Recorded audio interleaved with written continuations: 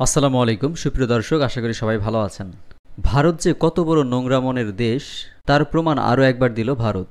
পৃথিবীর সবচেয়ে নোংরাতম জাতি, মুনাফিক জাতি ভারত, সে আরও একবার প্রমাণ করল।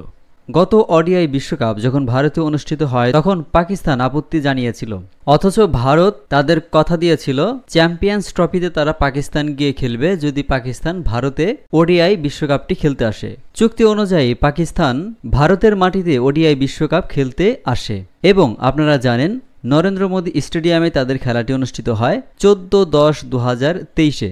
সেখানে পাকিস্তান পরাজিত হয়।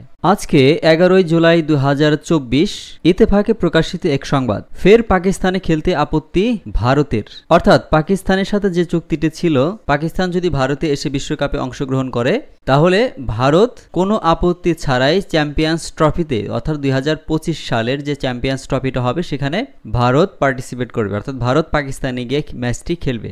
অথচ মুনাফিকের গোষ্ঠী যখন তাদের বিশ্বকাপ খেলা শেষ, তারা এখন পাকিস্তানে গিয়ে খেলতে আপত্তি জানিয়েছে। চলুন আমরা ইত্তেফাকে কি নিউজটি এসেছে সেটি আমরা দেখি।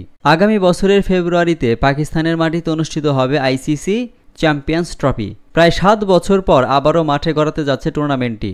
ইতিমধ্যে চ্যাম্পিয়ন্স ট্রফির সম্ভাব্য সূচি আইসিসির কাছে পাঠিয়ে দিয়েছে পাকিস্তান ক্রিকেট বোর্ড। তবে ভারত টুর্নামেন্টটি খেলতে পাকিস্তানে যাবে কিনা তা নিয়ে শঙ্কা। অবশেষে সেই শঙ্কাই সত্যি হচ্ছে। সর্বশেষ এশিয়া কাপেও আয়োজন ছিল পাকিস্তান, তবে সেখানে খেলতে ভারতের আপত্তির কারণে হাইব্রিড মডেলে হয় এশিয়া কাপ। নিরপেক্ষ ভেন্যু হিসাবে শ্রীলঙ্কায় ম্যাচ খেলেছিল ভারত। আবারও পাকিস্তানে না যাওয়ার সিদ্ধান্তে অনড় থাকছে দেশটি। অর্থাৎ আপনারা এখানে স্পষ্ট একটি বিষয় দেখতে পাচ্ছেন, যখন এশিয়া কাপটি পাকিস্তানে অনুষ্ঠিত হচ্ছিল তখন ভারত আপত্তি করেছিল যে আমরা পাকিস্তানে খেলতে যাব না, আমাদের স্বতন্ত্র ভেন্যুতে খেলা হবে। পরবর্তীতে আইসিসি থেকে এবং পাকিস্তান বোর্ড থেকে এবং ইন্ডিয়া বোর্ড যৌথভাবে শ্রীলঙ্কায় সেই ম্যাচটি অনুষ্ঠিত করে। পরবর্তীতে যখন ওই একই বছরই ওডিআই বিশ্বকাপ ভারত অনুষ্ঠিত হলো তখন পাকিস্তানও একই রকম আপত্তি জানিয়েছিল, কিন্তু তখন ভারত পাকিস্তানকে আশ্বস্ত করেছিল যে আপনারা আমাদের দেশে ভারতে এসে বিশ্বকাপটি অংশগ্রহণ করেন, পরবর্তীতে যে চ্যাম্পিয়ন্স ট্রফিটা আপনাদের দেশে হবে সেখানে আমরা গিয়ে আপনাদের দেশে খেলে আসব। অথচ আজকে তারা আপত্তি জানাচ্ছে। অর্থাৎ ভারত পৃথিবীর মধ্যে আমার মনে হয় সবচাইতে বড় লম্পট এবং প্রতারক একটি দেশ। তাদের কথা কাজে কোনো ঠিক নাই।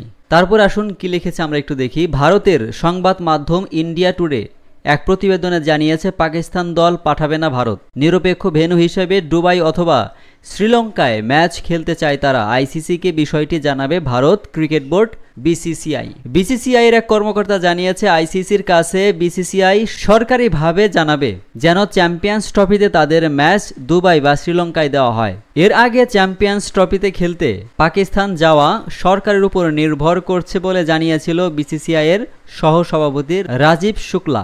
দেশটির সংবাদ সংস্থা এএনআই-কে তিনি বলেছিল, চ্যাম্পিয়ন্স ট্রফি খেলতে যাওয়া প্রসঙ্গে আমরা একটা কথাই বলতে পারি, সরকার যা বলবে আমরা তাই করব। সরকার অনুমতি দিলে অবশ্যই টিম পাঠানো হবে। সিদ্ধান্ত নির্ভর করছে সরকারের অনুমতির উপর। সুপ্রিয় দর্শক, ভারতের দ্বিমুখী আচরণ এবং তাদের এই মুনাফিকি আচরণ এবং তাদের কথা দিয়ে কথা না রাখা, এতে কি প্রমাণ করে না তারা পৃথিবীর সবচেয়ে নিকৃষ্টতম জাতি? সুপ্রিয় দর্শক, আপনারা লক্ষ্য করে দেখবেন একসময় ভারতের সাথে সুসম্পর্ক ছিল শ্রীলঙ্কার, সুসম্পর্ক ছিল নেপালের, অথচ এ ধরনের মুনাফিকি আচরণের কারণে আস্তে আস্তে আপনারা দেখবেন এখন বর্তমানে মালদ্বীপ ভারতকে বয়কট করেছে, শ্রীলঙ্কা ভারতকে বয়কট করেছে, নেপাল ভারতকে বয়কট করেছে। এবার বাংলাদেশের পালা। আপনাদের গুরুত্বপূর্ণ মতামত আমাদেরকে কমেন্ট বক্সে জানিয়ে দিবেন। সবাই ভালো থাকুন, সুস্থ থাকুন। আল্লাহ হাফেজ।